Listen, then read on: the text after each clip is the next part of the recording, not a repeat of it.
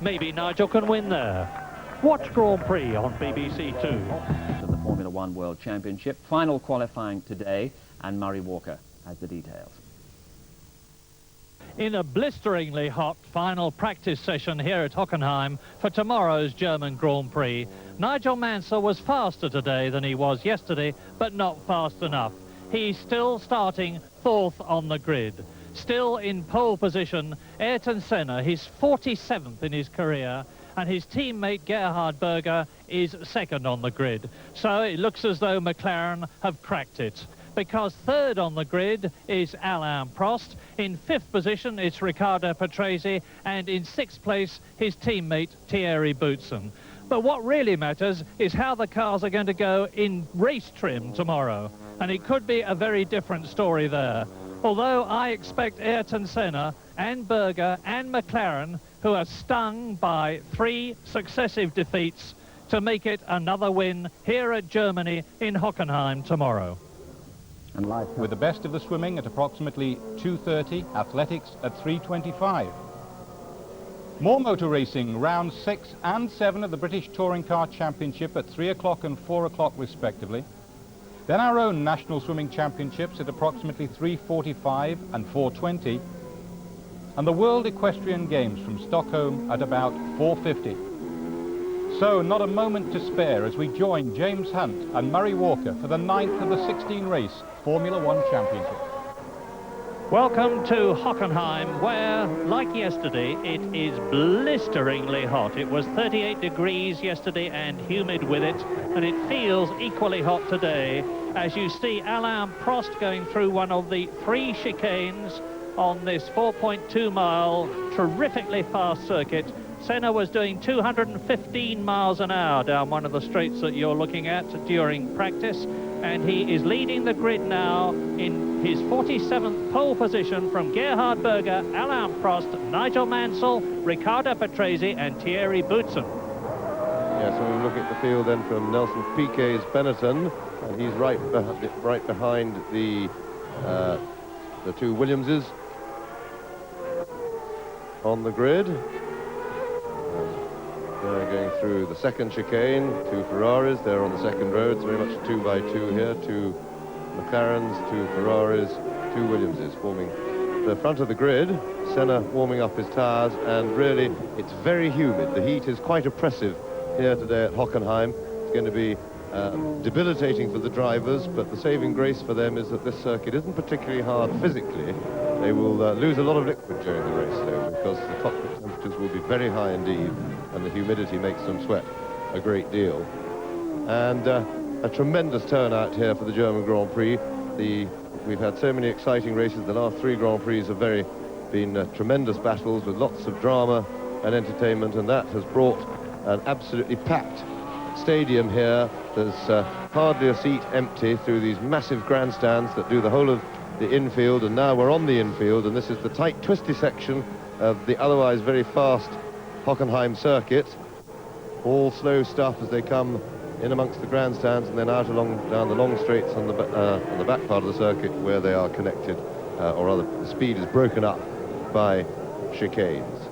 So Gerhard Berger leads the 2 Ferraris round the last corner onto the pit straight. Senna will be slowing down his McLaren to try and let the field bunch up so that they don't sit for too long with water temperature climbing, with no fans, of course, in these racing cars. They depend on moving to cool, and of course the car in gear, the clutch can build up heat if it's just touching the flywheel, and then they can get a clutch problem. So the pole man always wants to sit for as short a time as possible before the red light comes on.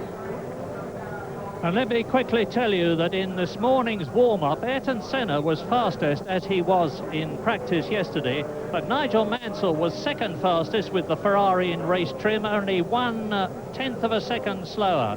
Berger was third fastest, Prost was fourth, so it's the 2 Ferraris and the 2 McLarens, and you see the McLarens with Senna on the right-hand side of your picture in pole position, followed by the 2 Ferraris, then the 2 Williams. 7th on the grid is Nelson Piquet, and he's very much a dark horse for this race. He's on B Goodyear tyres, all the rest are on softer C's. And that's it, the German Grand Prix is on. Senna sprints away away. Berger is behind him, and there is a collision, and it is Pirot who has gone off, and Philippe Alliot. And Alliot did exactly the same thing last year. Yes, and Stefano Modena was involved, has got away very slowly. Big bumping in the midfield there. Not a panic to get those cars cleared, and now back to the main field, out approaching the first chicane. They're out of the stadium, and the first straight, and this is a chance to sort them out. So, 2 McLarens in the lead, followed by 2 Ferraris. They've gone off in grid formation, and 2 Williamses. So the first 3 rows all got away in formation. And I can tell you that Pirot's car is still wedged up against the arm curve on the start and finish straight. It's conceivable that they'll have to stop this race because there are still 3 course cars on the race. Philippe Alliot has got away, but meantime, as you can see, it's Senna leading Berger, Prost is in 3rd position, Mansell is in 4th position, the yellow flags are waving, and Pirot's car is still stuck there. Well, it would be ridiculous if they do have to stop the race for this. They can get the field, there's plenty of room to get the field past for 1 lap. The car is only just the other side of the pit barrier, and really they should be able to remove that pretty easily. Anyway, back to Senna, who's now coming down straight into the stadium for the first time. Senna leads Berger, Prost leads Mansell, and we've got tremendous yellow flag waving. We're watching this across from opposite the pits. Well, this is frankly ridiculous. There are still 3 silver touring cars on the grid. They're hastily reversing out of the way. Pirot's car is still sticking out into the course. You'll see the flag marshals. There is Pirot's car, and it is Senna leading. Berger 2nd, Prost 3rd, Mansell 4th, Patrese 5th, Boutsen 6th, Piquet 7th, Nannini 8th, Jean Alesi is in 9th position, and that marshal with the flag is really taking his life in his hands, and poor Emanuele Pirot seems to be in real trouble. He's still in the car. Yes, I hadn't realised that Pirot was still stuck in the car. It didn't look like a particularly heavy accident. Here we see the start again, and there is the contact right near the back of the field. Wheel goes up, wheel, that was Pirot's car going over another car, and they tangle and go into the barrier together. Now let's just see, Pirot went in backwards, it would appear, and he hit fairly hard, but surprised that he can't get out, but maybe the impact just knocked him out. Yes, well, he's still in the car, and the 3 course cars are still there, while the leaders are on the 2nd lap. You can see Pirot being lifted out. It may be that he's just been winded. The German Grand Prix is not his lucky race, because when he was driving for Benetton last year, he was in 4th position and went off at the Sachs curve. Senna leads, Berger 2nd, a gap now between them and Prost and Mansell, 3rd and 4th. Then it's still Riccardo Patrese in 5th place, followed by Boutsen 6th. Nelson Piquet in sight of all of them in 7th position. Yes, and Mansell starting to press Alain Prost, and he may feel that he want to get by if the McLarens start to get away at all.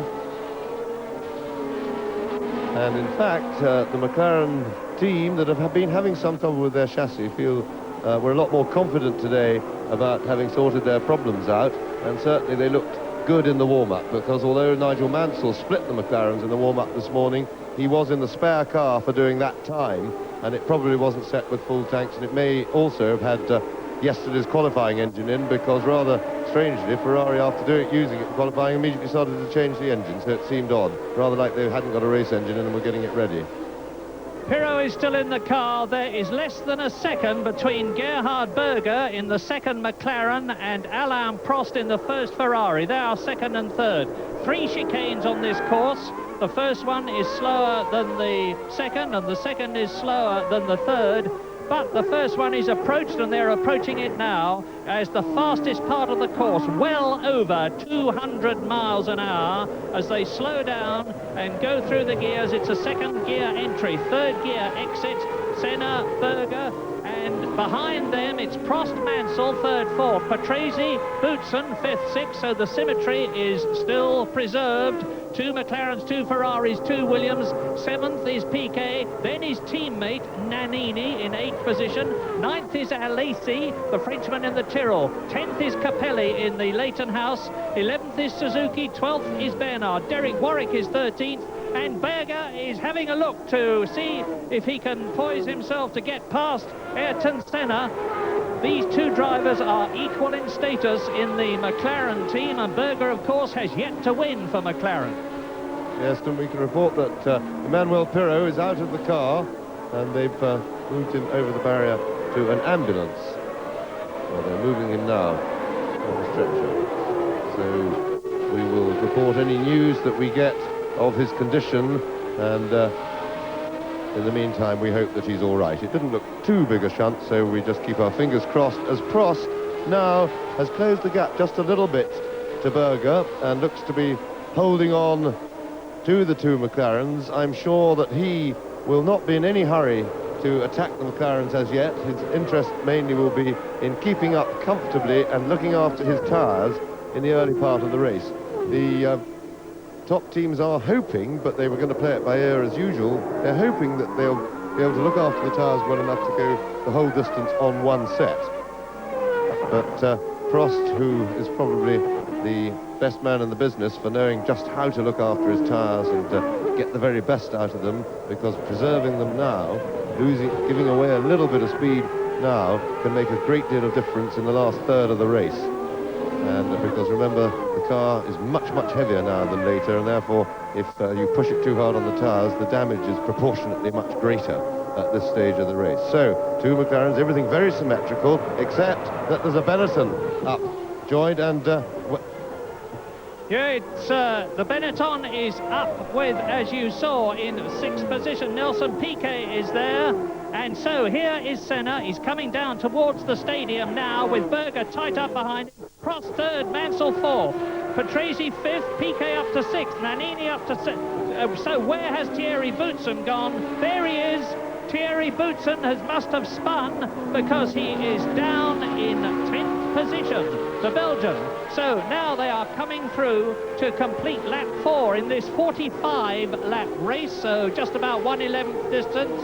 And I'll give you the gap now between Senna leading and Mansell, who is 4th, 2 seconds. Then it's Patrese, Piquet in the Benetton and Nannini in the Benetton are catching Riccardo Patrese, who is 5th. Now there's the first ball. They're approaching the first chicane now at well over 200 miles an hour. And as you can see, Nelson Piquet's, hello, there's something happened back there, and that looks big.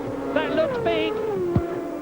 Certainly a big cloud of dust, but if somebody just put 4 wheels on the grass, they could make that, but in fact there's a course car whizzing down that direction down the pit road. In the meantime, the Pirot incident, the course is now completely clear, just before the start-finish line where that accident happened. As soon as they got Emanuele out of the car, they were able to push it away. It was on 4 wheels and get rid of it, so there's no problem there. And these, the top 2 teams, the top 4 cars in the business, now beginning to stretch away a little bit. And we still have to wait to see if this is going to remain a 4-car battle. The McLarens would appear to be looking to edge away, which would be consistent with the speed they showed in the warm-up in race trim this morning. The man to watch at the moment is not Senna, nor Berger, nor Prost, nor Mansell even, but Nelson Piquet, who is in 6th position and now right on the tail of Riccardo Patrese. So there are the leaders.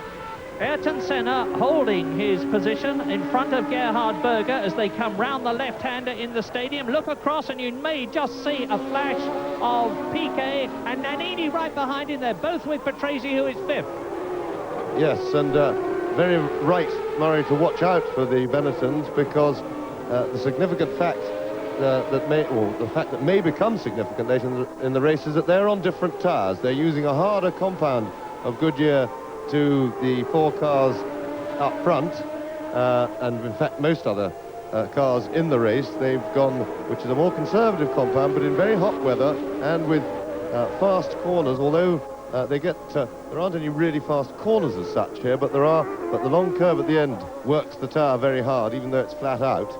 And the harder compound can often turn out to give more grip as it lives better at its real operating temperature. And certainly the two Benettons are looking strong at the moment.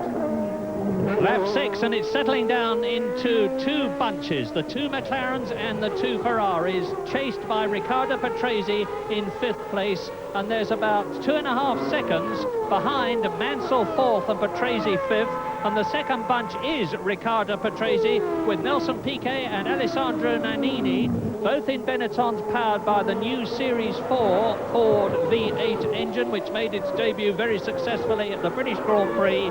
But now still on lap 6, 45-lap race. There's Alio going through the picture. He's the man who came together with Pirro at the beginning of the race, and he's about to be lapped by the leaders. And they are so close that if Philippe Alliot, who is not always the most cooperative Frenchman in the world in terms of allowing people past, interrupts the flow, then Berger, who is very quick on the course indeed, in fact until the last lap he was quicker than Senna on several of them, not quick enough to get by, but here is Senna coming through to complete the 6th lap now. Watch Alliot in front of them. Quickly the order: Senna, Berger, Prost and Mansell. And it would appear now at the moment, and here we have a view from Piquet's car. That's Patrese ahead of him, and can we see the back of the Ferraris in the distance? Well, unfortunately, Patrese is filling our eye line. But it would appear that the McLarens are not going to be able to walk away or even edge away from the Ferraris at this stage of the race anyway, because the leading four are now evenly spaced and they're very much in line astern. And under braking, you see the Benetton close right up. And then Patrese gets on the power. And away he powers. Now, relatively short straight, and then hard back on the brakes down into this chicane. And that, of course, slows them down for what used to be the very, very fast Ost curve, which was the curve at the far end of the circuit. There it is. And, of course, that's now completely flat out. So, we've got Ligier to be lapped in the way. And he won't be in the way through that chicane, which will please Senna. He doesn't want interference from back markers at this stage of the race.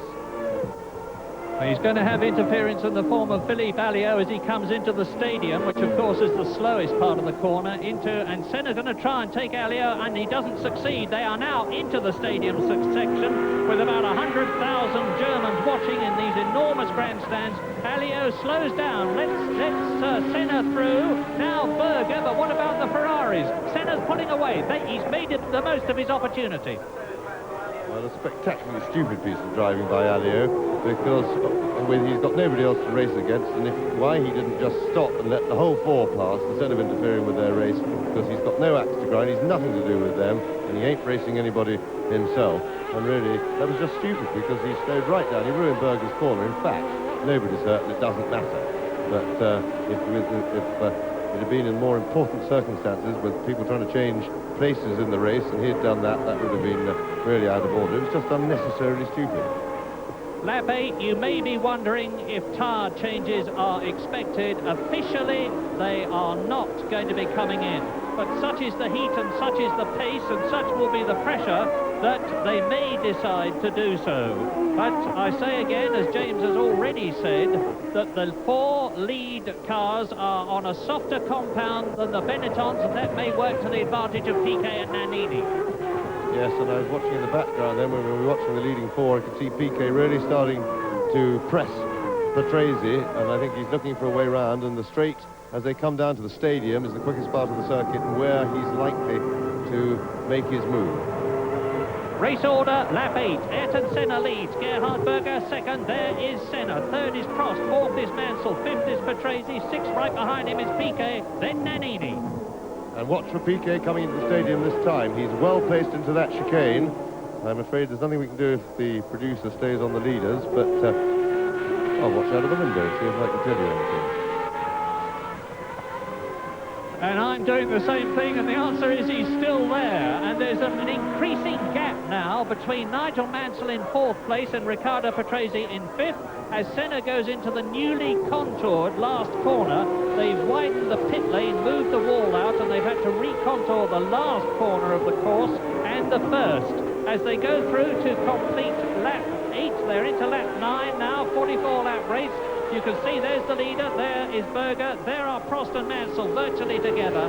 Now coming down to turn right around the newly contoured first corner into the 210-mile-an-hour approach to chicane number 1. Second gear, then third, accelerate out of it at about 120 miles an hour. Look at Senna's car. You'll see that they don't have a windscreen as such in this race. They have a piece of curved black plastic for aerodynamic reasons.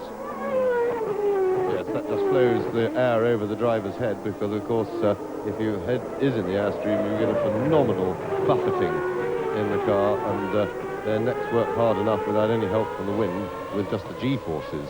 And the weight of the helmet, which put a tremendous strain on the neck. It's the part of the body that gets probably the worst bashing, as Mansell now right behind Prost and looking maybe to dip out of the toe to attack. Prost looking to cover, I think. And behind them, Patrese, I think, is holding up both the Benetons, and his straight line speed would appear to be making life very difficult indeed for Piquet and then of course Nannini to get past, because we know the Renault engine is very strong, and the Williams has been pretty quick in a straight line recently, and still he stays in front. That's Patrese I'm looking at. As you look at the leaders, and it's a very high-speed stalemate at the moment at the front. High-speed train, everybody right on the limit, but no action. No, and the Ferrari chassis was certainly, until this race, as far as Mexico, France and Britain were concerned, superior to the McLaren. McLaren and Honda have done an enormous amount of work in the 2 weeks. Now we're with Nelson Piquet, who is in 6th position. Riccardo Patrese ahead. They've just left the stadium section, and that was a bit of film moving across the camera lens to keep it clean. And now Nelson Piquet chasing Riccardo Patrese. Patrese powered by the Renault V10 engine in his Williams, and Piquet with the V8 Ford up to chicane 1. I'm very much hoping the director will stay with this all the way around and into the stadium. Piquet's a little bit too far behind to be picking up a good toe. Come on, let's get back to Piquet. Nope, and there are the leaders, Ayrton Senna, through the second chicane, the far end of the circuit. Somebody has just gone past us, sounding very rough indeed in a group of cars, so we'll need to have another listen to see who that is. Well, there is no doubt at all about the fact that the McLarens have got the edge at the moment. You can see that neither Prost, who may just be biding his time, and Mansell are maintaining the same sort of gap. Senna's gone round in 1 minute 47.7. Prost and Mansell just over 1 minute 48 seconds. And you can see the heat haze, which is boiling up from the circuit here. Tremendously hot, tremendously demanding and debilitating for the drivers. Don't worry about that flash of flame from the back of Nigel Mansell's Ferrari. It was happening all through the practice period. The Prost Ferrari, that was, my apologies. There is Nigel Mansell's Ferrari in 4th position, and on lap 10, just under 1/4 distance, the race order is in the lead, of course, Ayrton Senna, and in 2nd position, Berger, followed by Prost, Mansell, Patrese, Piquet. Alessandro Nannini is 7th. And a new fastest lap then for Ayrton Senna, just clipping the previous one, which I think stood to Nigel Mansell in the race, but still, of course, a long way from the lap record, but then they've got a lot more fuel in, no doubt, than when the lap record was established. And lap times, as those of you who watch regularly will know, come steadily down during the race, which, assuming that the tyres are staying consistent for the job, because, of course, the car gets considerably lighter. So that's Ron Dennis up in the corner of your scene, the boss of the McLaren team, talking into his headset, probably just to communicate with other team members in the pits, because it's easier with all the noise to do it that way. But he could be talking to the drivers, but they do keep chat during the race to a very much to a minimum. The drivers are, as you can imagine, fairly busy, and a little bit of a gap just opened there between the McLarens and the Ferraris, and Senna certainly put in his quickest lap and the fastest lap at the race on the last lap, so maybe our McLaren's making a bid to get away. Senna looks to be trying to stretch it. Just field overall information, Gerhard Voitek has just driven into the pit lane in his Monteverdi, as we must now call them, because the Onyx name has been changed. And no, it was JJ Later who's come in, and Alboreto is doing the same thing, and Piquet, we're with him again, and he's going off, you can see, braking hard, going off at the chicane, up into the escape road, and he will certainly have lost at least one place, maybe more.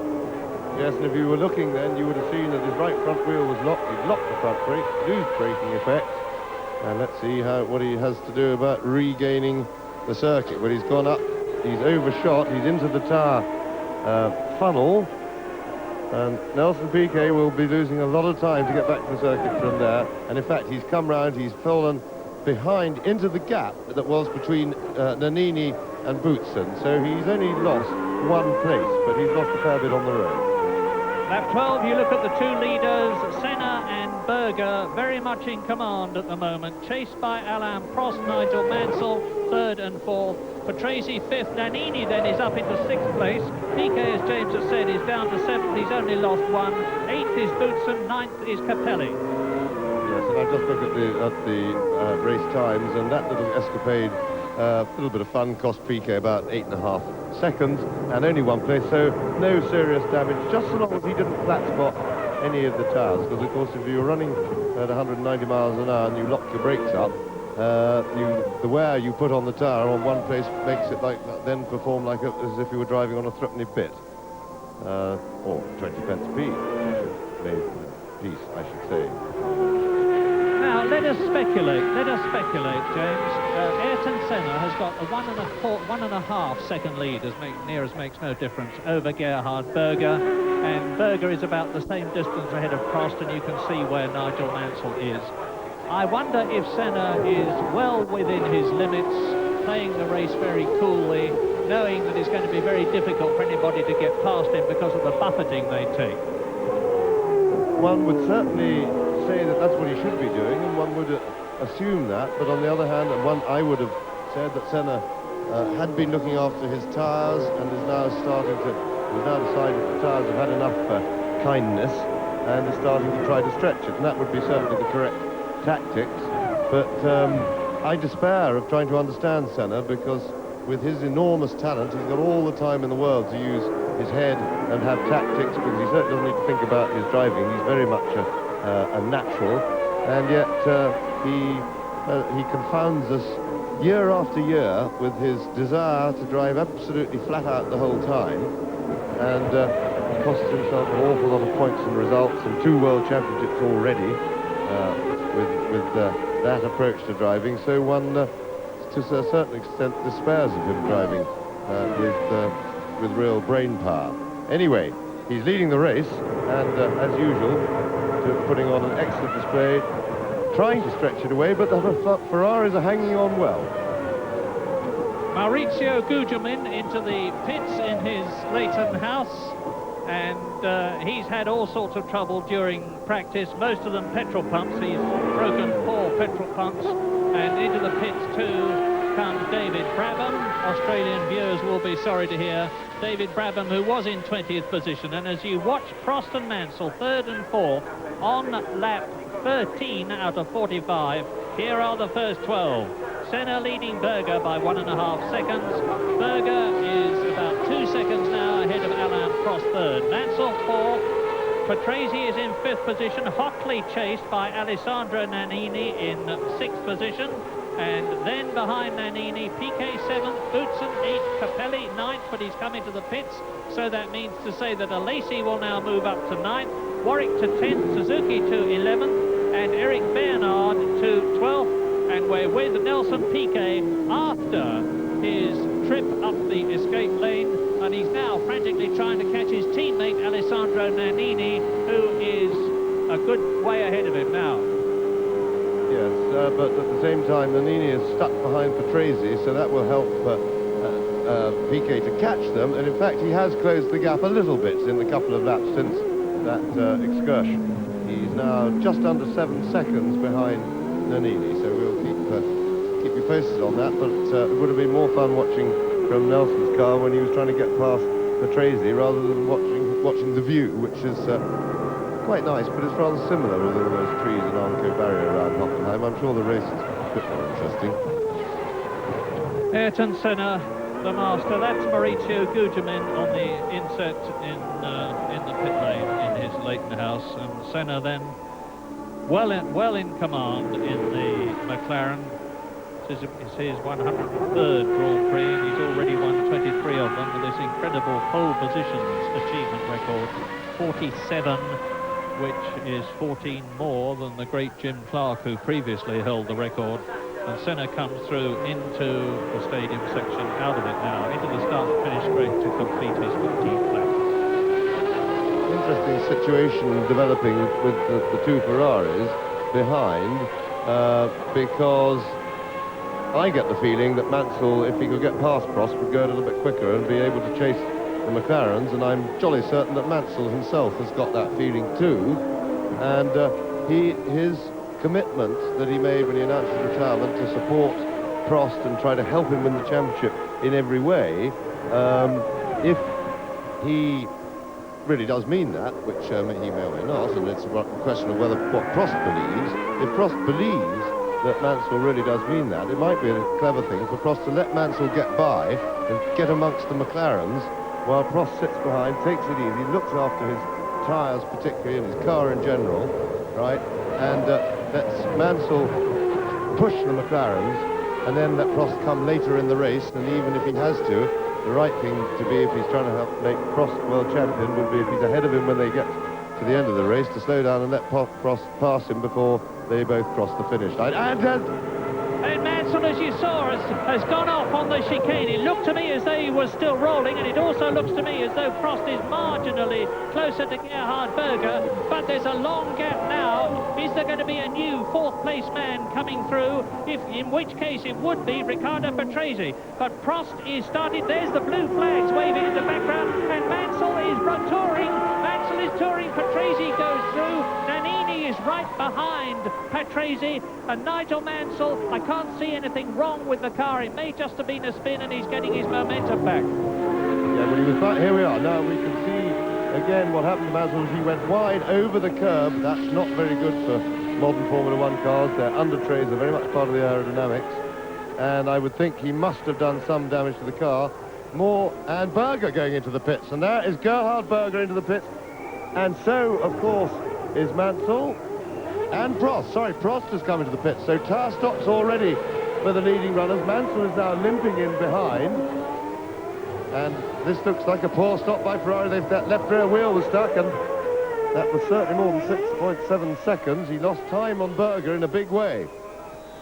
And you can see that Mansell is rolling into the pits, and from his body language it looks to me like a retirement. Yes, he's rolling straight into the pits.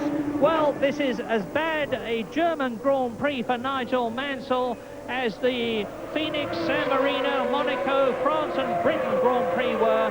Nigel Mansell retires for the 6th time in 9 races. And Prost is still going. Mansell, of course, was very unhappy after Britain, and he will be very unhappy now. There's Senna leading, and there's going to be a new second-place man. Senna now, and it should be Prost. Well, Prost was much slower out of the pits than Berger, of course. But, yes, Mansell, I'm sure he will be unhappy, but he was unhappy with Ferrari, remember, Murray, after Silverstone, referring to the earlier retirements. This, of course, has nothing to do with Ferrari. He's only got himself to be unhappy with here. And that's unfortunate, because he's been having a good season in the cockpit. He's been unlucky with the reliability of his Ferrari, and it's always a terrible shame to throw it away when the car's doing everything right. And I'm sure he'd be kicking himself for that. And even sadder than that was yesterday Damon Hill in the 3000 race, as we watched Senna, who's now got a clear and comfortable lead on his own. Damon Hill, son of the late Graham Hill, who's been doing so well in 3000 as Mansell's car parked for the day. He has led 3 3000 races and had mechanical failure, and then he was threw it away yesterday. Well, Ayrton Senna now has got a 15.5 second lead over Riccardo Patrese in the Williams. And if Senna stops for tyres, and it's by no means certain that he will, I know that the Goodyear technicians were recommending that they should not stop and didn't need to. He could still regain the lead.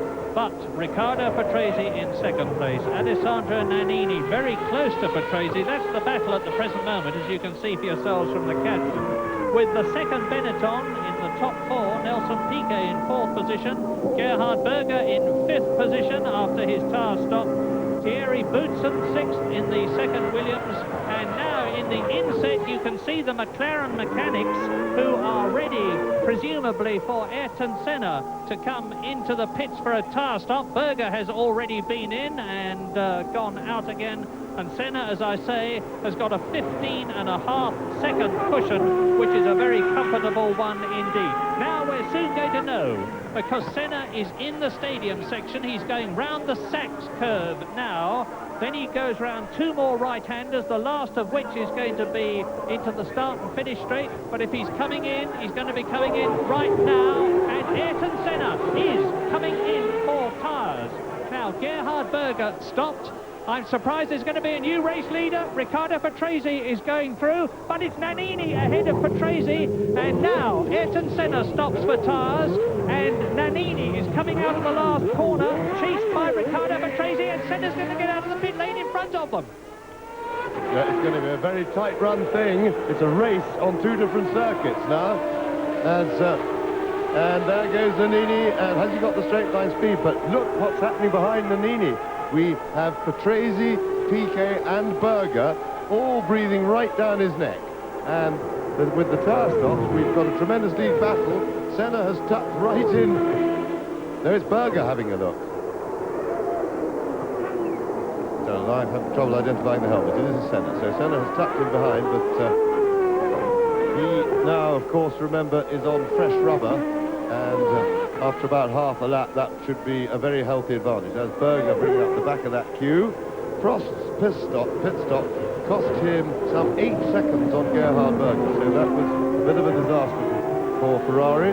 But by the end of this race, it may all be forgotten. I think that the way things are, it won't be seriously significant for the result.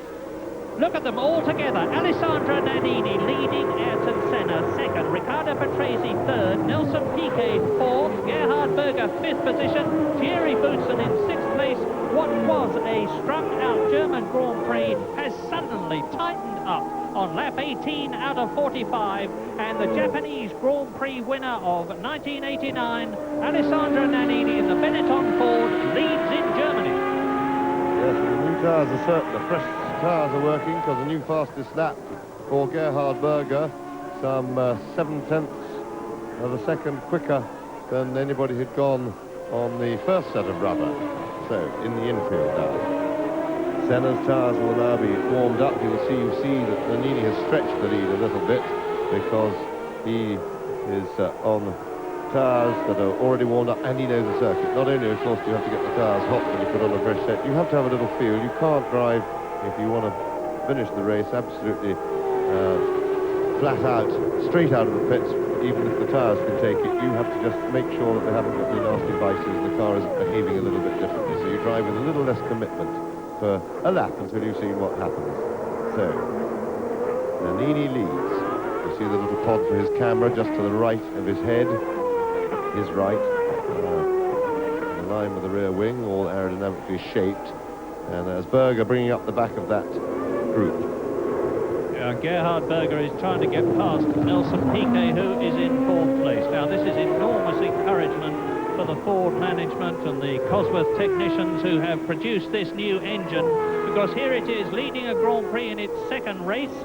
Ayrton Senna some 2 seconds behind Nannini, and I'll give you the gap at the end of this lap, and we'll see whether Senna has made up any time.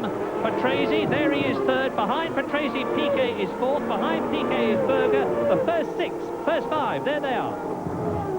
Now remember that the two Benettons are on the harder tyres and may not need to pit stop in the same way. And the fact that I find significant is that the previous lap, Nannini did his fastest lap of the race so far. Now, the harder compound will take longer to come into its own, and it's in the second half of the race that one would expect it, if it's going to do well then. And So, oops. That was Patrese ducking out of the line to go into the pits, so Patrese into the pits for tyres. There he is. And Nannini, meanwhile, has gone even quicker. So Nannini's times are coming down without having to stop the tyres, and he's actually stretched his lead a tiny bit over Senna. So, as we surmised at the beginning of the programme, this may be the clever way to go, depending on whether they can last without a stop. Remember, if they're still not at half distance yet, quite, so if the Benettons are going to stop, they ought to be stopping very soon. That's PK followed by Berger, who's at the back of that little leading group of 4. Well, one of the Tyrrells has just come in and undershot its pit, misjudged the distance and has had to accelerate onwards again. And it was Jean Alesi who was in 9th position. And so there is Piquet. And the significant thing to me is that Senna has not yet got to grips with Nannini, the leader. I was going to say nor has Berger got to grips with Piquet, who is now in 3rd position. And we are riding with Nelson Piquet now as he goes through the chicane, accelerates up. This is a 200-mile-an-hour picture that you're getting with the 2 aerials in front of Piquet's head on the nose of the Benetton. One of them to enable the engine to give messages to the Ford technicians in the pit, and the other to enable the pits to talk to Piquet. Now that they're in the slow section circuit, you'll just see Senna's McLaren. It's a back view, there it is, just disappearing out of the picture ahead of us. And as they get onto the pit straight, you'll see again him and also his teammate Sandro Nannini. There they are. The camera doesn't see very well on the long shots. And once again, Nannini goes quicker. He's going the last 3 laps. Nannini has gone 2 tenths quicker than the one before, then a 10th quicker, and Senna is certainly not climbing all over the back of him at the moment. Senna seems to be just hanging on. The gap hasn't really changed significantly. And he certainly doesn't look as if he's going to walk straight past. And remember that the softer tyre may be going to go decline in performance sooner than these hard B compounds that the Benettons have got on. Certainly Berger's early pace when he set the fastest lap, which still stands, has gone away, but of course that may be because he's got Piquet ahead, and we can't do anything about that. Well, Senna he's cut the gap from 2 seconds to 1.7 seconds to 1.4 seconds in the last 3 laps, and it's Nannini leading Senna, as you can see for yourselves, with Piquet some 3 seconds behind Ayrton Senna in 3rd position. 4th is Gerhard Berger, with Piquet immediately in front of him. 5th is Boutsen, 6th is Prost, 7th is Capelli, 8th is Patrese, of course has been in for tyres. 9th is Suzuki, 10th is Bernard, 11th is Nakajima, 12th is Alesi, who's been into the pits, 14th is Derek Warwick. Martin Donnelly has long since disappeared off our lap charts. I'm sorry, I don't know where he went out, but he is certainly out, and the marshal's running. There's something happened on the infield there, and it looked like a Ligier. Or an Onyx. I think actually it was an Onyx. They're very similarly coloured, Murray. Monteverde, I'm so sorry. What used to be an Onyx. And he's stuck very much in the sandpit. There he is, and that looks like all over for Gregor Wojtek. And what's more, that car is going to have to be moved from there, and they're going to need some tow. Oh, yes, they've got a tow truck there. The tow truck is now coming in to give it a grab and a tow. In the meantime, Senna has now pared down that gap, and in doing it, he's set fastest lap of the race. Senna, a new fastest lap, 1:46.310, and right now on the tail of Nannini. But with the story of the tyres, I'm not so sure that even if Senna gets past, he may not find that Nannini's got the better rubber right when we get towards the end of the race, the B compound tyres. He would expect, if he does get past, he'll pull away a little bit, but I think there's a chance that the Benetton will then start to claw back. Remember, Senna's tyres at the moment are very fresh. Behind, they're dropping back slowly, gently, the Piquet Berger battle, and Berger, I'm sure, who's very anxious to win a race in McLaren at the moment, and certainly is beginning to look certainly to threaten to do that. He'll be very anxious to get past Piquet to get after these two. And you can see how hard Ayrton Senna is trying. He's closed the gap right down from 2 seconds to about 2 feet in places. Whatever Alain Prost did doesn't seem to have been right.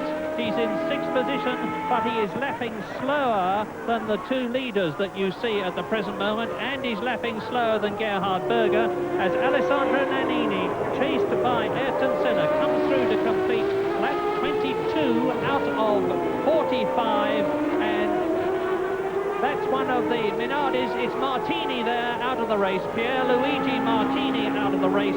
So Nannini leads Ayrton Senna by about a car's length in places, and Senna may just be biding his time. It's very interesting to look at the comparative power of the Ford V8 and the Honda V10. Yes, and looking at it says a lot for the Ford V8. It certainly looks absolutely competitive, Benetton on the straight with the McLaren, although just looking at them, which is not the way to assess how much downforce a car is running, I might add, but it does look to me as if McLaren are running a little bit more wing than the Benettons, which would of course mean that they are running a lower top speed potentially and running a bit more drag than the Benetton. But certainly that Ford-powered Benetton looks very good on the straights. Look, Senna's perfectly placed in the toe now, and yet he's not making any real progress. He's right in the hole of the air. Like, you couldn't be better placed, and he can't, you know, suck up to the back of the Benetton and then momentum carry him past, which is the classic way of overtaking. Now, this is the obvious point. He's going to have a go, I'm sure of it here. No, and still he can't, and that is impressive that the Benetton can hold the McLaren Honda on the straight. Yes, the days when McLaren used to put a dredger bucket on the back of the car, they had so much power from the Honda engine that they could have massive downforce, and the others had to have smaller wings. Now, there is Prost in 6th position. Those days are over. And Prost now is right up with Boutsen in 5th position as Senna attacks again. Yes, he's been, in fact, with all the excitement, we haven't been looking at Prost, but he's been with Boutsen for a lap or two now, and he will be keen to get past Boutsen and get stuck into chasing this leading 4, because Boutsen is now 11 seconds behind Berger, and that won't please Prost one little bit. He'll want to start working away at that gap. Alessandro Nannini from Siena, the man who used to drive for the Minardi team in the days when they had the disastrous Motori Moderni engine, has really come good since he went to Benetton. Won in Japan, now he's staving off Ayrton Senna. And as I was saying, the wings of the... that is lapping. And that was also a Monteverdi. And and a blow up, and there goes Piquet's engine. So Nelson Piquet, most unfortunate out of it, but certainly they can be pleased with the power that Cosworth have got the Ford out of this engine, and Piquet just pulling out of the way quite rightly just to get off to the safe side. And that Monteverdi we were looking at, I think it had an off because I saw dust. Oh, that's rather fun, a bit of agricultural stuff from Piquet, how to park neatly. And back to the leaders now. Nannini holding on extremely well, much helped by the prodigious straight line speed of this Benetton Ford. And if you look offline, look at the marbles, all the bits of rolled rubber, that what appears to be dust, as Piquet is getting out of his car. I think we'd rather see the race, please. So Gerhard Berger goes up to 3rd position. Bad luck for Piquet. He has already won the German Grand Prix 3 times in his career for Brabham and for Williams, and really was in with the sporting chance of doing extremely well today. Well, that's been snatched away from him, and now Nannini has got the hopes of Benetton and Ford resting on his very capable shoulder. Yes, it occurs to me that the longer that Senna stays stuck behind Nannini, which is how he'd view it, the more risk, the more likelihood of damaging his tires. When I say damaging, I mean that in a rather gentle sense of the word, in that when you're following close behind another car, you're in the hole that it makes in the air, and that's great on the straights because you go faster. But when you get to the corners, the last thing you want to hold in the air because your wings create the downforce which creates the grip. Now, with less grip and less downforce following another car closely, it slides about more, and that works the tyres harder and tends to overheat them. And remember that Senna's on the softer compound, and he'll want to get by very soon so that his tyres can have an easier time. If he doesn't, he may well hurt his tyres and not be able to mount a challenge later on. Now hear this as Prost passes Riccardo Patrese and up into 5th place.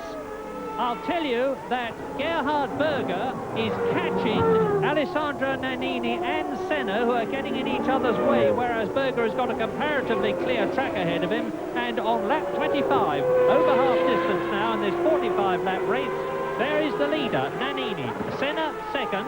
Berger is catching Ayrton Senna, and in 4th position, now it's Alain Prost. And there's the passing manoeuvre. Yes, this is the replay, and Boutsen stayed on the racing line quite rightly. Prost, a classic toe up behind. See a little bit of flame from the Ferrari, took the slipstream, and now, of course, he's stretched away. He's already stretched 1.6 seconds from Boutsen, and Prost certainly was being held up. Now we get a chance to see what Prost can do. He's 15.5 seconds behind Gerhard Berger as they cross the line then. Can Prost start to pare down that gap? Well, such is Senna's reputation that even though he's in 2nd place, many people will think that he's taking things easy by his standards and waiting to attack Nannini. Yes, well, he can't do that for long because Nannini has just set the fastest lap of the race, 46.2. And that, of course, is on the hard tyres, and at this stage, we're now well past half distance. There is no way that Nannini is going to stop for tyres, and what's more, it may be that still his tyres are going to hold on better and better than the softer C compound that everybody else of the front runners now that Piquet's gone has got. And so, it may well be that Senna is going to struggle, because look at, just watch Nannini, he's actually opening the gap a little bit. And remember I said 2 laps ago, that if he follows too closely, he's going to overheat his tyres, and it's beginning to look as if that may be the case now. We'll see him across the line, and we'll just see what lap times if Nannini has been able to sustain that pace. So Nannini crosses the line, and yes, he has, pretty much. The gap now, 1.5 seconds between Nannini and Senna, with Berger just under 5 seconds back. You see him in the background there. We come down to the chicane, and now Prost goes over the line, and he has already pulled now 3 seconds in a lap and a half on Thierry Boutsen, and we did expect that, but no significant move on Gerhard Berger ahead of him as yet. Well, there are a lot of people, certainly the McLaren people, who think that Nannini won the Japanese Grand Prix last year by default when Ayrton Senna was, of course, disqualified. There's certainly no question of him leading by default now. He is ahead of Senna, he is staying ahead of Senna. This is lap 27, he took the lead on lap 18 and he's holding it. Berger third, and Berger is lapping now within 1/10 of a second at exactly the same speed as Nannini and Senna. Prost, on the other hand, is marginally slower than the 3 cars in front of him, but is up to 4th. Boutsen 5th, Patrese 6th, Capelli 7th, Suzuki 8th, Bernard 9th, Warwick 10th, Alesi is 11th, and he is almost lapped. Yes, and I very much like the body language of Nannini's car through that chicane. As Murray was talking, then we saw he was really throwing it about, and it looked like a very confident combination of car and driver. It's like he stretches the lead just a tiny bit, and I think Senna is now struggling to stay with him. Nannini completes 27 laps and a new fastest lap of the race from Sandro Nannini, and exactly as it looked to me, the body language from the car was very confident. He chucked it through that last chicane, then he's pulled away. He's only edging away, but there's no doubt that Senna is now using everything he's got to keep up. Now, Alain Prost, we look at Alain Prost. He was 15 seconds behind Gerhard Berger, and he still is. So Prost and Berger, the gap is remaining very, very constant at the moment. And with 15 seconds to make up, Prost is going to have to find a new burst of speed in order to catch Berger. Nannini's fastest lap so far is 0.4 of a second outside Nigel Mansell's 1987 turbocharged Williams Honda lap record. Speed of about 143.8 miles an hour. That's Mansell's lap record. And Nannini obviously a bit slower than that. Now they're coming up the usual problem of lapping people. And Nannini and Senna, who is famous for his bravery in diving into gaps where certainly his teammate Prost last year was reluctant to do. And this might affect things. They are into the stadium section, and it is one of the arrows that is in front of them. Coming out of it now, there is Nannini, race leader, and the arrows in front of them is going to be in the way very shortly. Yes, and it looks to me Senna's close to this lap. He's not taking it lying down, he's responded. And this is the time for him to respond. Yes, he's knocked 0.6 of a second off the gap now. Maybe a little mistake from Nannini round the back, but you can't afford many of those with Senna breathing down your neck, and you can't afford backmarkers. That's Alex Caffey ahead of them. Well, he's a pretty experienced driver, and he's also Italian, which may or may not help Nannini later. It could be national friendliness, it could also be domestic national rivalry. So Senna definitely closer, I should say, and mounting an attack, and that's good tactical driving by Senna to get right onto him when he's got the chance, and the chance being the fact that there's a slower car ahead of them. It's the old story that if the slower car does anything unexpected, there's only one person who can come off badly of people following, and that's the one who's in front, because he'll lose his place. So it can only benefit the man behind, who in this case is Senna. Saw Berger in the background, so they're not dropping him either. He's holding on, but he seems, the gap's very constant, and he really seems unable to actually get on terms with the first two.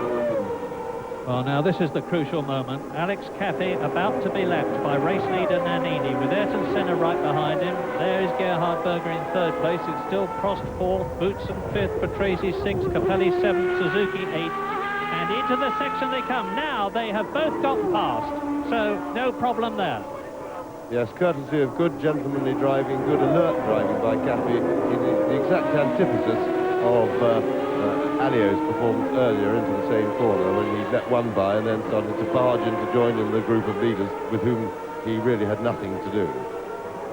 So, leaders over the line, still lapping at very high speed indeed.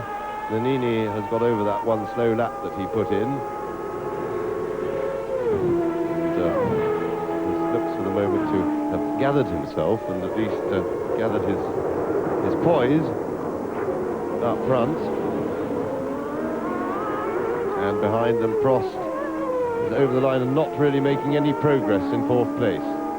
Into the pits comes Thierry Boutsen, the Belgian in the Williams, who was in fifth position, but it's still Nannini up front, chased by Senna.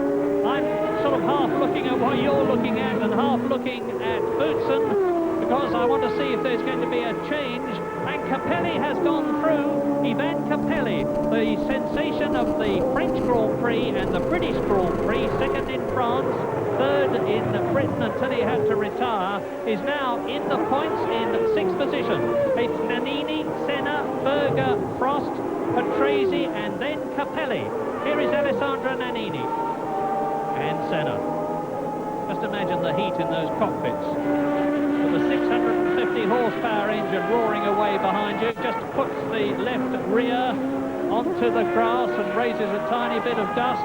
And now Gerhard Berger behind the two that you are looking at. Well, the one, Nannini and Senna, and Gerhard Berger is bearing down on Alex Caffey to lap him. The next man that should be lapped is Jean Alesi, who is in 11th position. And so Nannini goes over the line, and the gap between Nannini and Senna is 1.1 seconds. And it was 9/10 of a second before, so the gap is as near as makes no difference being maintained. Here they come. Nannini, Senna, then it was Cappy. Now they're round the first right-hander. They're on the way down this 210-mile-an-hour straight up to the first chicane. Nothing in it as far as braking is concerned. And the light and nimble Benetton is going extremely well, to put it mildly. Don't forget, he's still on the same tyres that he started with. The compound Goodyears, all the compounds are 2 qualities softer than they were last year. Yes, and I see that confident poise that Nannini was showing a few laps ago has returned. He had one bad lap. I don't think there was any traffic for him to pass when he lost a bit of time to Senna. I think there was, and now we see a replay, and this is routine stuff. He's just simply using all the road sparks from the bottoming of the car, and then a bit of dust. He kicks up the dust, but that's not a problem. It's perfectly safe there. You let the car run. You don't fight it when you're going to put a wheel on the dirt, and it comes to no harm. But certainly, and that was a demonstration of the confident driving. And he's back to his quick lap times now, back in the low 146s, Nannini that is, and starting to, if anything, to dictate anyway, the race to Senna, who's behind him. In the meantime, of course, if the first 4 finish as they are at the moment, but remember, there's a very long way to go yet, but should they do that, with Senna in second place, Prost in 4th, that would really concertina yet further the Senna-Prost battle for the championship up front, because that would give Senna just 3 points to gain on Prost's situation, and that would make life awfully close. Yes, he would be leading the championship by just 1 point. But we are now on lap 32, 13 laps still to go, including this one that they are on. And Alessandro Nannini controlling things magnificently from the front. It would seem visually, anyway, we don't know what's going on in Senna's cockpit, but it would seem that try as he may, he can't do anything about Nannini. Yes, the only time he's closed up in the last 6 or 7 laps has been that one lap on which Nannini, although we didn't see it, appeared to have made a mistake and lost about a second. And Nannini is yet again edging away from him, and once more, as it was before that one mistake, Senna, I think, is giving it appears to me, everything he's got just to hold on. He is clinging on, but of course, as long as he can cling on, within, say, a second and a half, he, of course, is a major threat, because Nannini has to keep pushing, and he's right in position to pick up any mistake that Nannini makes. Well, Nannini's well experienced. We don't expect him to make error, but Senna has, with his reputation, has a psychological effect on other drivers. They are, a lot of them are, to some extent, to a greater or lesser extent, in awe of him, and having him breathing down your neck somehow, it would appear for this generation of drivers is worse than having a lesser mortal breathing down your neck. Now, there's one of the greats, Alain Prost, but today, having a quiet race, perpetrated a little bit by a poor pit stop by the Ferrari team. They were unfortunately got a wheel stuck, and since his pit stop, Prost has been playing a fairly low-key game, but still, of course, working away at scoring points. 4th place brings 3 points, and Prost, better than anyone, knows the value that those might have when the day of reckoning at the end of the season. Well, my mind goes back to last year's German Grand Prix as you look at Ivan Capelli in the Leighton House car with its Judd V8 engine, and he is in 6th position now in the points. And last year, both Prost, who was driving for McLaren, of course, and Senna had dreadful tyre stops. Here is Nannini leading, and the result was that Prost was leading Senna for, I think, 2 laps from the end, and then he had a gearbox problem, and Senna went through and won. And Senna is as close to Nannini now as he was to Prost last year. And again, as Nelson Piquet walks in with a can of mineral water in his hand, and he must be absolutely drenched inside those overalls, because it's tremendously hot here, and even hotter on the circuit, of course. And there's the Monteverdi in front of Alessandro Nannini. Again, it's going to be critical that I think it's Leto moves over, and he does so, and they both go through. So Nannini laps him, and Senna laps him, and Berger is just going into the Sachs curve, which is the left-hander before the end of the lap, and Senna is actually much closer to Alessandro Nannini he has been for some time. Very much so, helped by two things. The fact that Senna, once again, had seen the back marker ahead and put in a superhuman effort, because the previous lap was his fastest lap of the race so far. And then, of course, Leto was a little minor interference, but being a properly brought up driver, he did exactly right. His manners were impeccable and he got out of their way. But of course, even having a car in front going quickly, with the hole in the air that it makes, slows you down a little bit, as it did to Nannini. But battle is now joined, and this must surely be Senna's big effort. It has to be now, because his tyres are not going to get better relative to Nannini's in the remains of the race, and he's really pushing.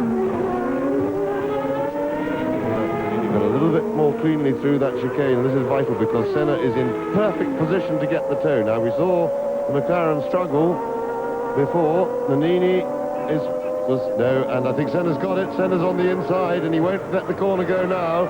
And Ayrton Senna takes the lead, and that really, surely, was the special genius of Ayrton Senna. The way the previous lap he started this overtaking manoeuvre, he saw Leto in front, he drove an absolutely scorching lap, which was his fastest lap of the race, to get right on Nannini's tail. The moment they arrived at Leto, then he kept pushing because he knew it was his only chance, because I really believe that without the back marker in front, and his tyres probably deteriorating faster than Nannini's, this was his chance. Now, in clean air, he's got to build up a little bit of a cushion. Yes, Senna superbly takes the lead, and now Nannini's problem is, can he stave off Gerhard Berger, who is in third position. Berger some 7 seconds behind the Italian in the Benetton, and in fourth place it is still Alain Prost, who's not making up any time at all on Berger.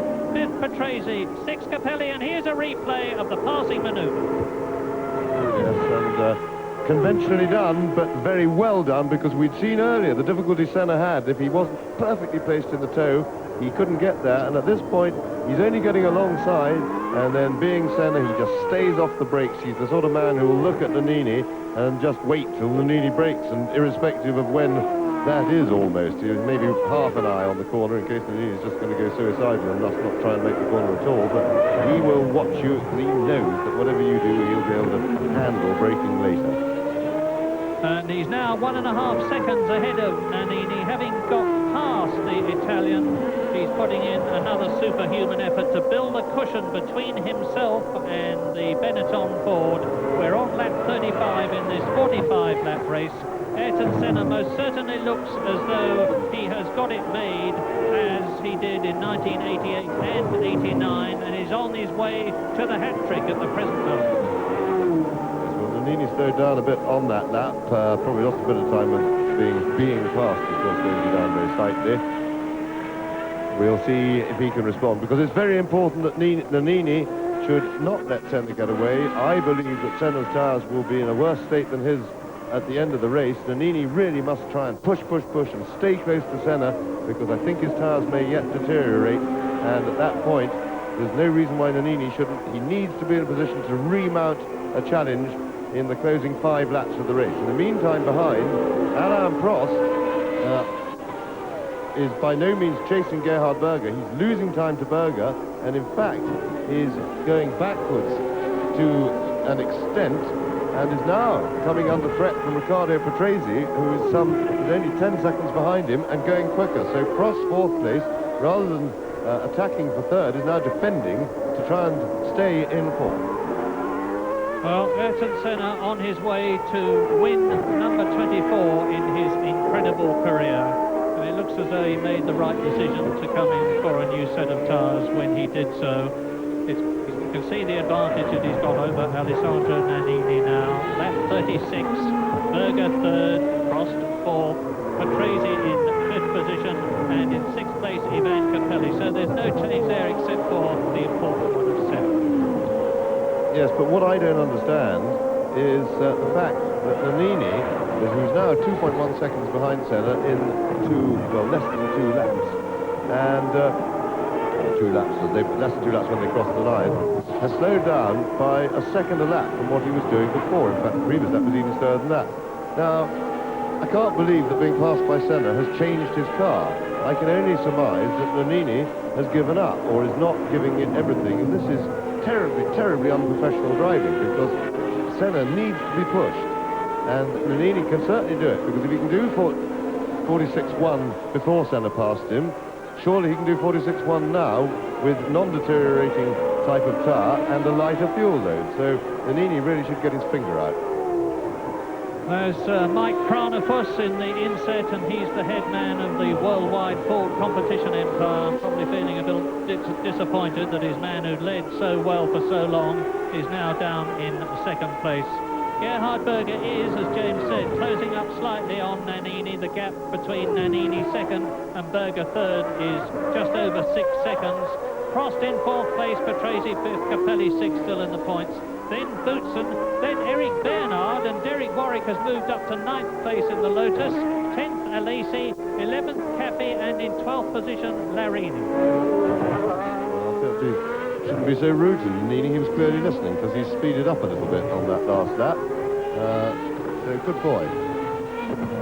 Because really, we want to see a close and exciting race, but having said that, so has Senna. Senna has, again, now put in his fastest lap of the race. The gap has opened a bit, but Nannini at least has responded and would appear now to be attempting to stem the tide. McLaren Honda leads, Benetton Ford second, McLaren Honda in third position, the Ferrari of Alain Prost is fourth, Riccardo Patrese fifth, and that's one of the Lolas pulling out of the race. It looked like Eric Bernard to me, with his hand up in the air. He was in 8th position. That means to say Derek Warwick moves up a place, and if a couple more fall out, Derek Warwick will finish in the points. There's a lot of speculation, incidentally, about the future of the Lotus team here at Hockenheim, with rumours that it has been bought or is going to be bought by a consortium headed up by ex-Lotus team manager Peter Collins. But meantime, there is Eric Bernard, sadly touring into the pits. Well, he's not touring into the pits, he's just pulling off the course. And now the leader, in fact, Ayrton Senna, is on his 37th lap. He's 4 seconds now ahead of Nannini, who's got a major problem, and the problem is called Gerhard Berger, and the second McLaren Honda is getting bigger and bigger in the mirrors of the second place man, Alessandro Nannini. And Berger is lapping nearly 1 second faster than Berger, with Prost still in fourth place and not offering any challenge to the Austrian.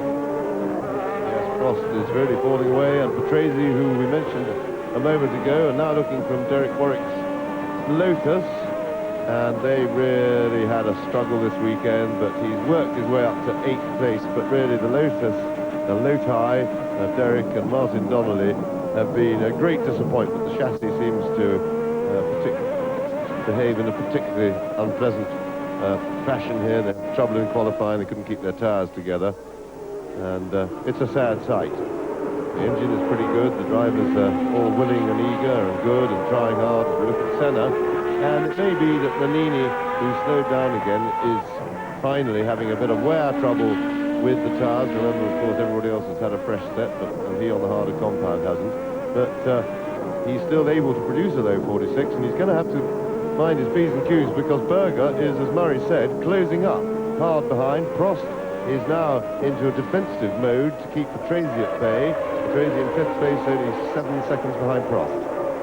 Now, is Senna going to be able to get past Warwick? Incidentally, the gap between Berger and his chaser is dead. And there is Warwick. Now, you'll see Ayrton Senna come past in a minute. There he goes. What a pity we didn't have a look at the on-car camera, because there he goes. Ayrton Senna lapping Derek Warwick in the Lotus, who is in 8th position. So, race order now as you travel with the 8th man and watch the leader, Ayrton Senna, pulling away.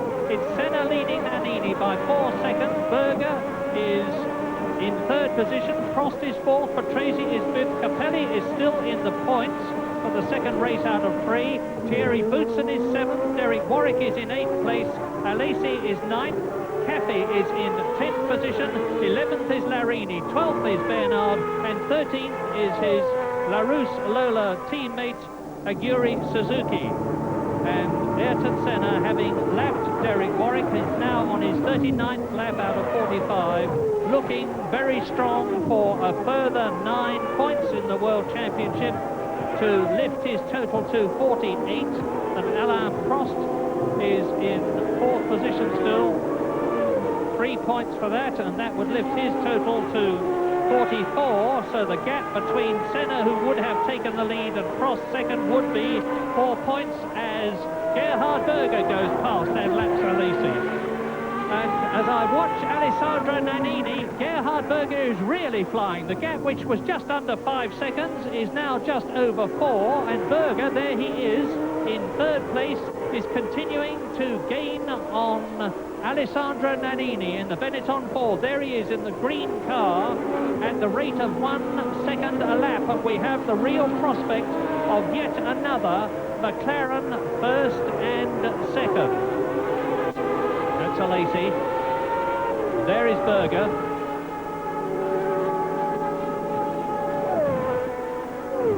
Well, Senna won in Phoenix.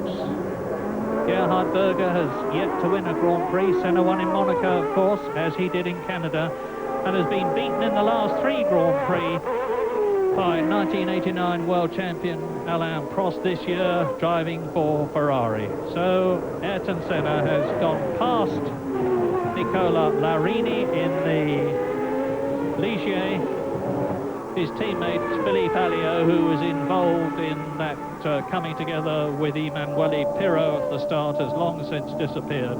And there are, as I talk to you, 13 out of the 26 drivers left in the race. Senna, Nannini, Berger, Prost 4th, Patrese 5th, Boutsen 6th. Capelli is in 7th position. Derek Warwick is still 8th. Alesi is 9th. Derek Warwick has been lapped, of course. Caffey is 10th in the Arrows. Larini is 11th in the Ligier. 12th is Eric Bernard in the Larousse Lola. And 13th his teammate as we ride with Derek Warwick. Yes, and again, good anticipation by Derek Warwick, who saw Nannini coming, realised he was battling for the lead, and Nannini, I'm sure, was mighty grateful for that, because with Berger chasing hard and closing him down, he certainly didn't want to have to sit through the stadium section, because if he hadn't let him by then, he could have held him up for another five or six corners, and that would have been a very serious delay for Nannini. And just over 4 seconds now between Nannini and Berger. At this rate, I think that Nannini should be able to hold on. 5 laps to go, and that, of course, because Berger not only has to catch him, but then he has the bigger problem of passing him, and they're running rapidly out of laps.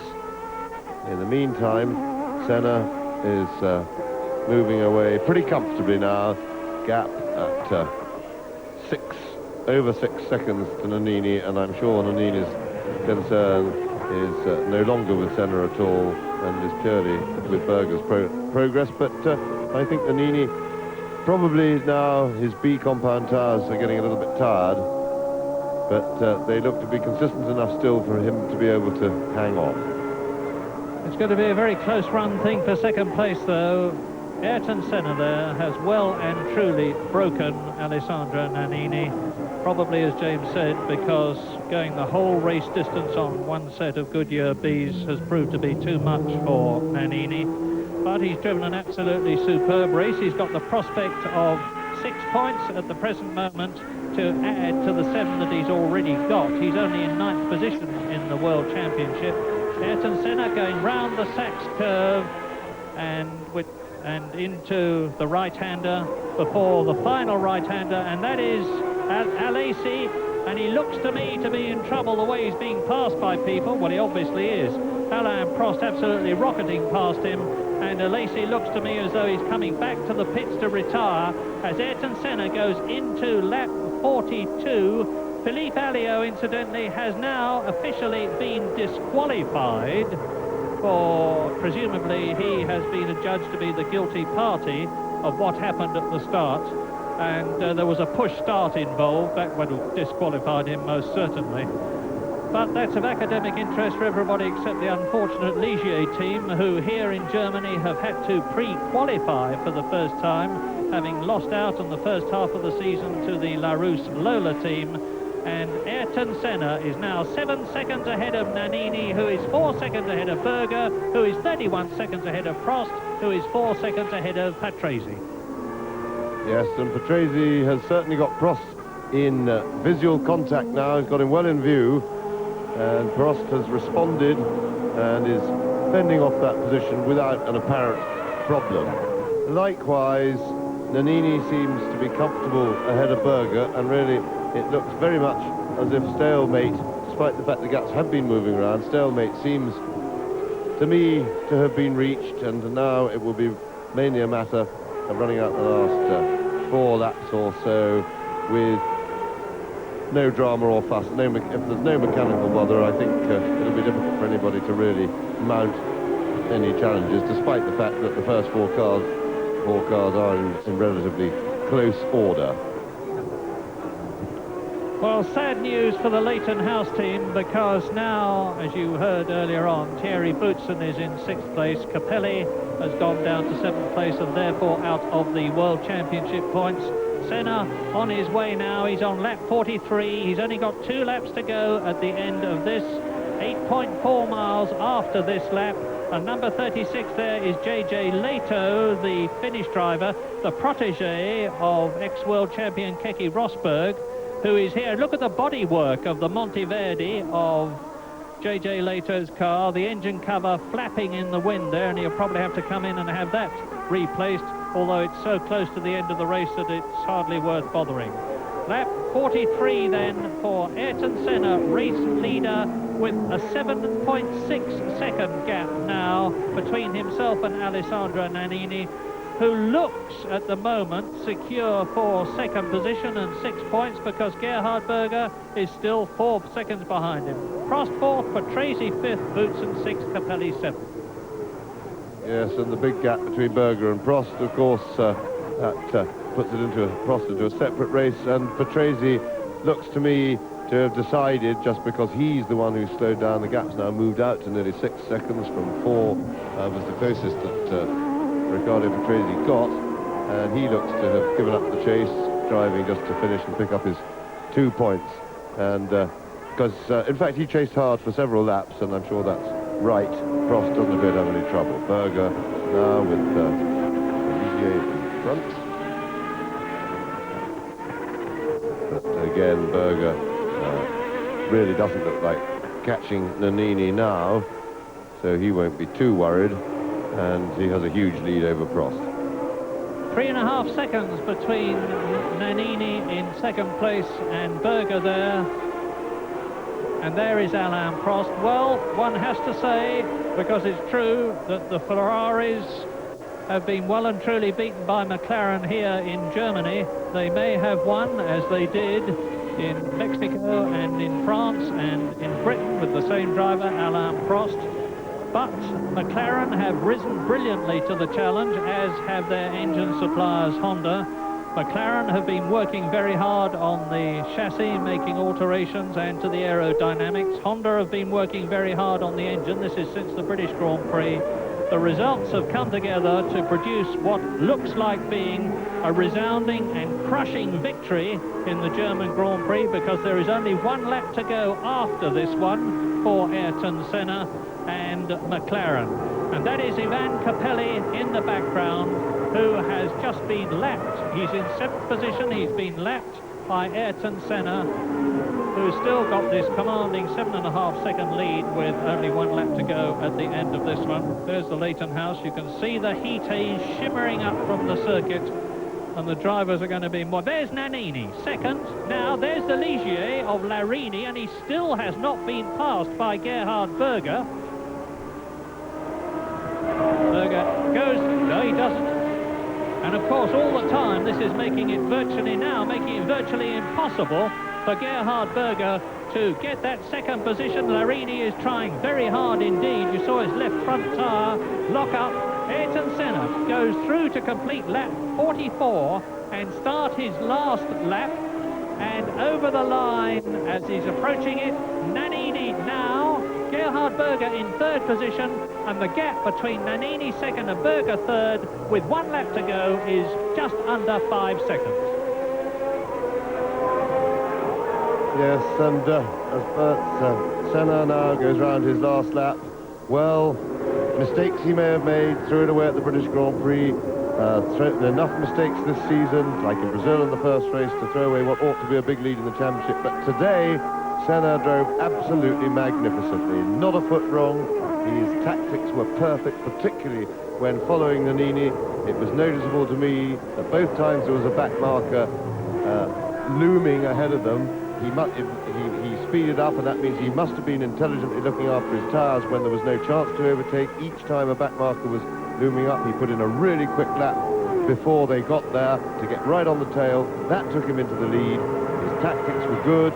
He really used his head, and of course his genius enabled him to get so close. It was a problem to pass the Benetton, but he was man enough. He got really tight up his tail and used all his skills to pass and then drive off to a relatively easy win. Nannini, a great second place, marvellous race from him. Berger, very strong in the other McLaren, and Prost, of course, coming in solidly in fourth place. Bad pit stop by Ferrari cost him a battle, really, for the lead, and but he'll be very happy, or relatively happy, with 3 points for fourth place, so long as he can get it round to the line. So great drive by Ayrton Senna this time.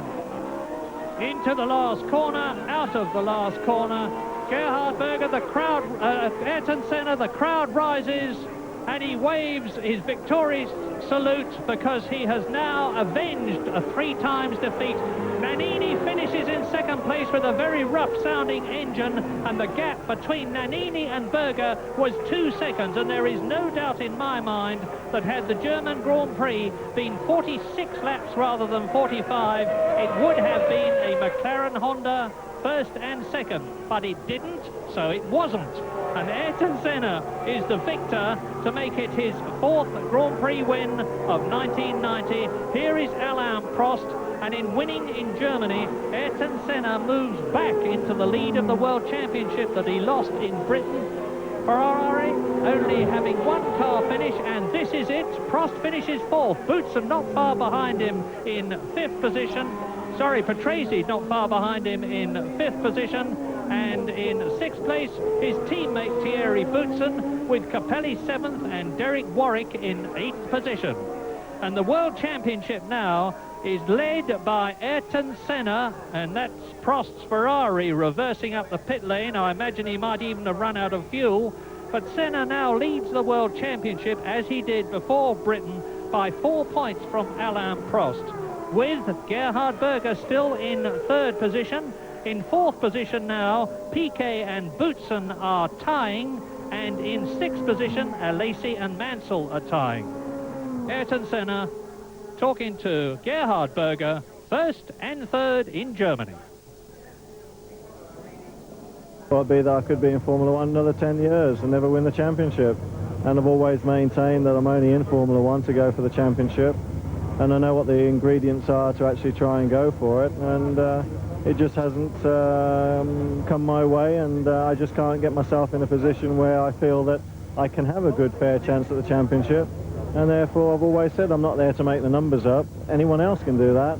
And you know, who knows, I'm going to put a lot of effort into my golf, I'm going to put a lot of effort into my businesses, and I think the last 20 years I've neglected my good lady wife, and certainly the last few years my children too, and I love them all dearly, and it'd just be fantastic to spend a bit of time with them. Nigel Mansell contemplates his future, but here at Hockenheim his commitment and determination to find the fastest line is as great as ever, even if he sometimes does go a bit too far.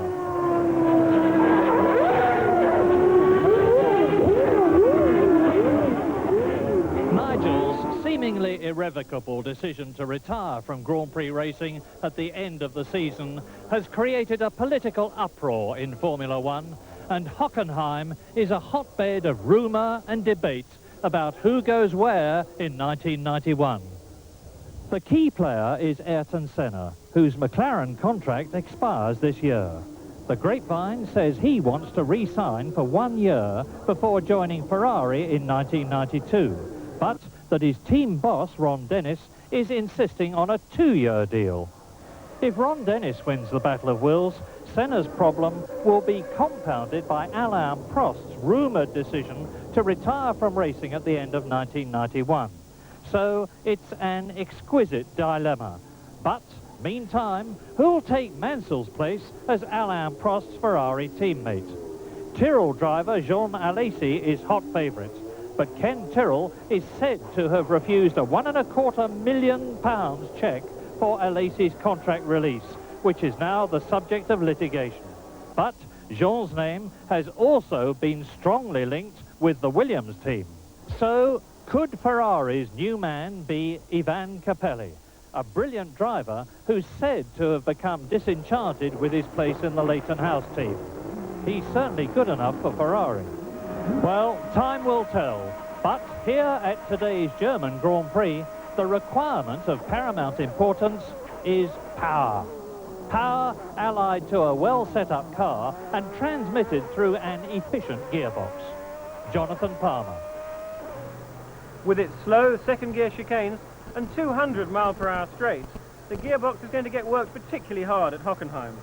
Unlike a family car, the gear lever itself is on the right-hand side, with only tiny movements required when changing gear, largely because of lack of space. The car has 6 gears, arranged like a 5-speed road car, but with 6 straight back from 5th. In contrast, though, there is no synchromesh. It's like the old crash gearbox, and while that means the engine must be revved up to change down, gear changes are lightning fast. Movement from the gear lever is transferred down this shaft to the gearbox itself, situated between the engine and the back axle. Although much smaller and lighter than that of a family car, the main difference is that the gear cogs themselves can be changed individually. The maximum speed of the Formula One car in each gear is mighty impressive. At Hockenheim, that means spreading from 85 miles per hour in first to 200 in sixth. So when Murray talks about a second gear corner, that means around 100 miles per hour. Every circuit demands different top speeds in each gear, and this is achieved by changing the actual gear cogs, known as ratios. Everything we've talked about so far applies to every Grand Prix car except one, and that, of course, is the revolutionary Ferrari.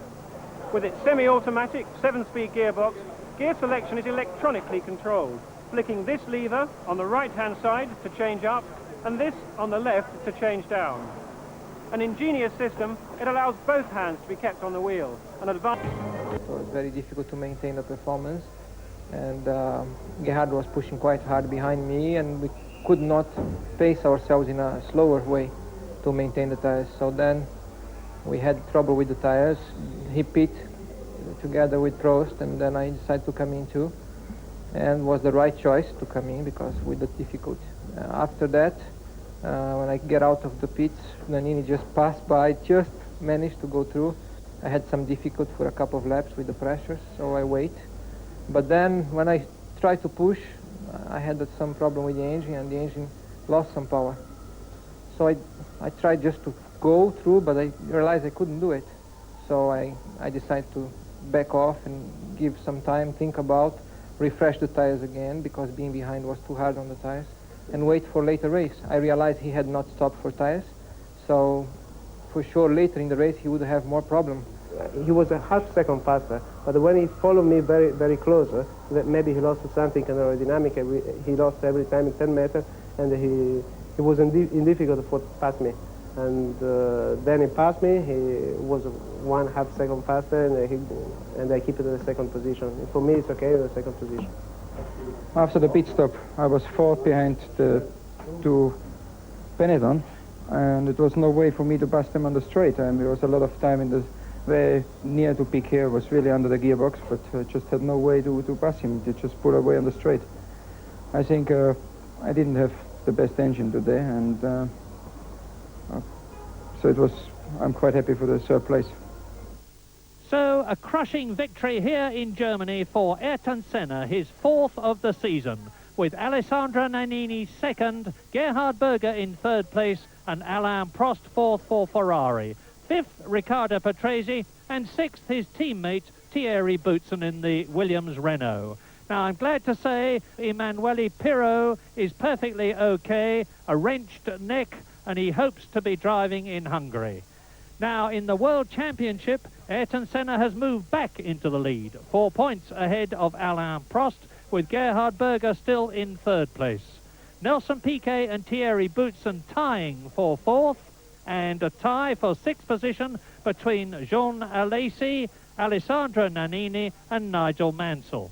In the Constructors' Championship, McLaren have increased their lead over Ferrari from 10 points to 20.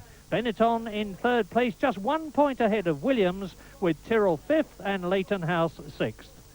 In 2 weeks' time, it's the Hungarian Grand Prix. Last year, Nigel Mansell won it brilliantly. It's my kind of circuit, he says. But can he finish this year? Watch Grand Prix and see. Great idea.